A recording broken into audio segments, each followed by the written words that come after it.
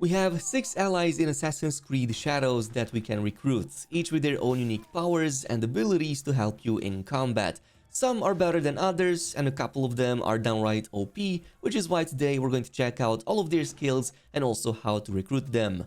Now, one of the first allies you get to recruit is also one of the best. Yaya actually complements Naoi's playstyle very well, especially early on. Not only is she one of the tankiest and highest survivability allies in the game, but once you get to upgrade her skills, she kinda gets in the combat with a really awesome choke slam. And by the way, that seems to work on the largest enemies as well, so even on brutes and samurai daishos, which you can easily follow up with a ground attack most of the time for even more damage. And eventually she gets the inner strength, which is basically a powerful kick that sends almost every enemy flying, so very useful both for tankiness and for damage, especially early on. Now, to open up her quest chain, you first need to complete the mission against the wounded, during which you're going to encounter Yaya, and at the end of that quest chain, make sure that you pick the option killing them isn't justice.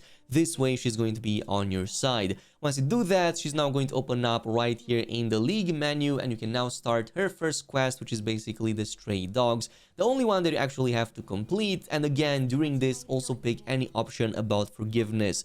So first time for the monk over here, pick the option we forgive him, and then at the end of the quest, once you capture the guy over here, you will also want to pick the option you need to forgive each other. And once you do that, at the end, you can now go with the let's work together option, and she's now going to accept, becoming your ally in the process. Now, the next ally I got to unlock is Gennojo, and in my opinion, this is another top tier pick that you should always have in your party, especially if you want stealth play and not leaving any tracks behind. And that is because he has 2 of the best abilities for that.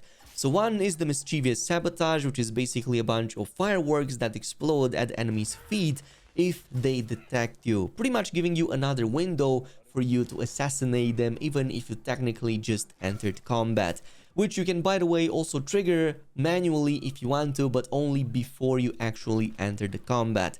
If you upgrade him, you also get a very useful passive called the Charming Presence, which pretty much takes servants completely out of the equation, because now they will no longer alert any of the enemies once they see you or spot you committing any crimes. Like, you can literally take down a target in front of them and they may run away in fear, but they will never alert anybody of what you just did, which pretty much means you can now sneak around way easier without having to worry about them at all. Now, to unlock him in the first place, you kinda need to do 2 things. First of all, you must not play in the cannon mode. If you play with cannon mode on, he's never going to join you, so make sure that is turned off. And second of all, just progress until you finish the full part of the Shinbakufu mission. This is when you get to encounter him for the first time, and once you finish that, you're going to see him opening up with a new quest line right here in the league's menu. And once that happens, you will have 2 missions that you have to complete for him. One is going to be Honor Among Thieves, during which you're going to have to take down a specific target, but at the end of this, you must also pick the option that I'm keeping it. So in this case, don't pick the one at the top, pick this one, which is also going to make Naoi romance him. The second one is going to be a little bit after this. It's called the Godless Harvest, and in this one he's going to have some moments over here that you have to help him through. So at the end of that mission, go ahead and pick this middle option here to soothe Gennojo. And if you picked all of these options right here, he should now join you as an ally, and now you can put him in your party whenever you want. At number 3, we have Ibuki, and he's basically going to master everything about taking down enemy armor very quickly because of his 2 active and passive abilities. One is the Battle in the Wind, which deals impact damage when joining the fight, and the other one is the passive Strike of the Ronin, which shatters the armor of nearby enemies when he's joining a fight. So that's pretty much going to be in one single shot the moment he joins in, but even his subsequent attacks during the fight are going to also one-shot any armor. However, up until like mid-game, he is very useful, but from that point on, he falls off very hard, because by the time you reach the end game, you're going to deal so much damage that armors shatter instantly anyway in just one shot. And besides that, he also has very little HP, so just a few hits from the enemies will make him completely despawn and move away from the fight. So in my opinion, I think that by the time you reach at least level 40, he's going to be one of the weakest of the allies that you get to use. Others just pull off ahead way more against him. Now, to unlock Ibuki, you're going to need to progress up until Act 2 once you get to unlock Yasuke and play with him, because this mission can only be completed with him. And in this case, you're going to now spot a new side quest appearing right here a bit south of Hijiyama in the Iga region, which is called Ambush Interrupted. So in this case, you're going to want to go ahead and complete that mission, during which you're going to talk to Ibuki, and you're going to want to pick the option I have changed at the end of it.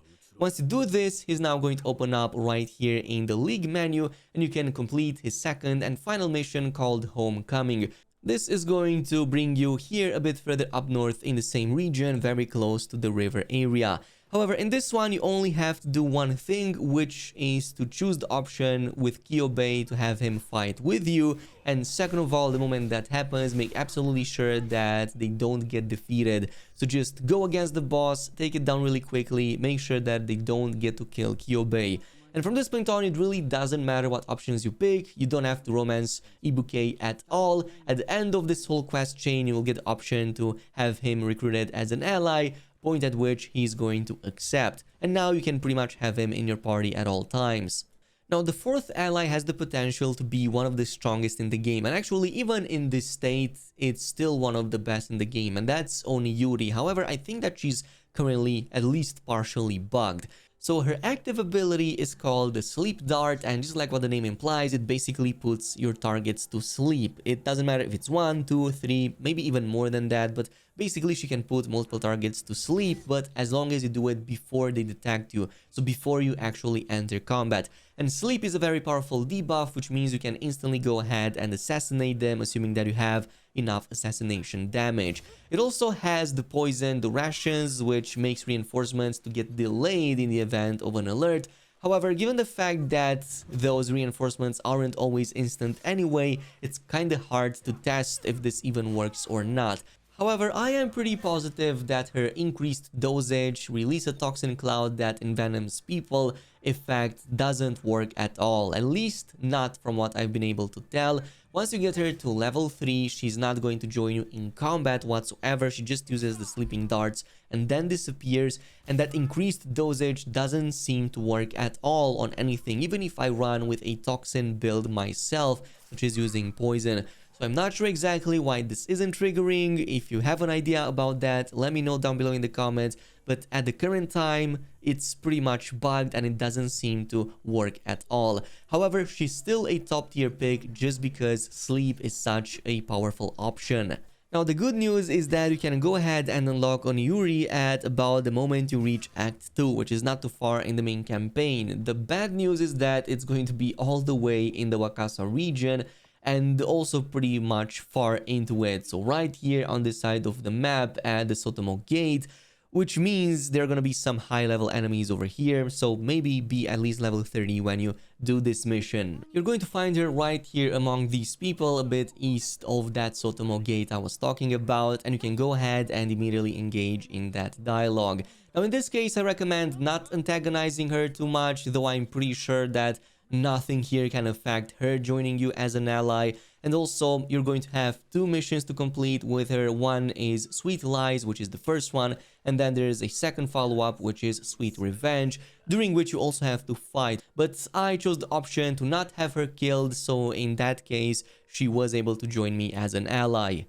At number 5, we have Katsuhime, and I'm not going to lie, she's actually such a badass because, one, when she enters combat, she has explosive entrance, so basically she throws a bomb that applies Daze debuff on the target, and then she also uses a Tapo as a main source of damage. And the thing about the Tapo is that its bullets ricochet between targets that have Daze debuff on them.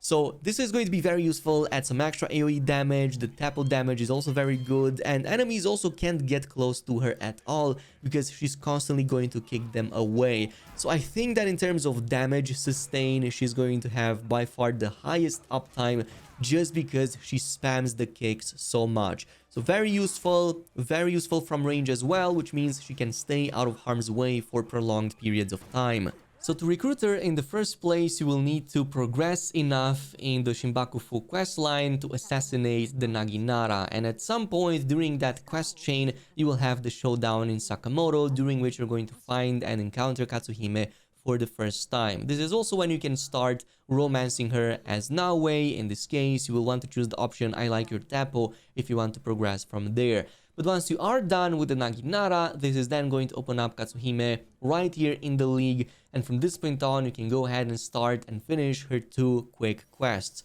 The first one is Letter from Katsuhime, which you're going to start right here in the Shimmering Fields. Go ahead, help her out during those moments, and you can also again choose the options for romance if you want to both have that and recruit her as an ally. Simply progress up until her final mission called the Diary of Lady Rokaku, which you will do right here at the Ado River Valley, also in Omi. Again, you will need to also go ahead and rescue her, and once you're done with that, you're pretty much going to be good to go in recruiting her. And in this case, she's going to also join you and become your ally. And this brings us to the 6th and final ally, and probably the strongest in the game, which is Yagoro. He's actually so strong once you max him out that he can literally assassinate targets up to 5 health bars, and he can even take down 2 at the same time.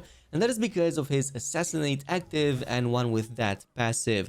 So Yagoro kills enemies up to 3 or fewer health chunks initially, but you can max out that with one with that to kill enemies up to 5 health chunks. And with Chain Assassination, he can kill a second target as well. So pretty much this is going to be one of your best options if you just want to quickly dispatch enemies without a single trace. He just pops in out of the shadows, immediately one-shots the targets, goes away like he never even existed. So amazing option, even though it's a bit expensive to upgrade all of these. So to recruit him in the first place, you're going to need to progress quite a bit in the game. You should spot a new side mission popping off called a Blade in the Dark, which you will find right here in the western part of Harima in a place called Engyoji. During this, you're going to have to hunt and assassinate a bunch of targets before your final confrontation with him, during which you're going to have a fight that you're going to have to win. But after this, it's going to open up a new quest that you're going to have to follow to assassinate one final target, which is one of these samurai hidden inside the Mitsunodo Hall. You will even have the option to take down the target with his skill if you want to during that moment. And once you do that, there's no other dialogues that you need to complete in order to have him join. He's pretty much going to do so at the end of that quest chain. But that's pretty much it with all of the 6 allies that you can get and recruit in Assassin's Creed Shadows. Let me know which one is your favorite or what combinations do you use with your own characters. This is pretty much it. Thanks much for watching, and I'll see you in the next video.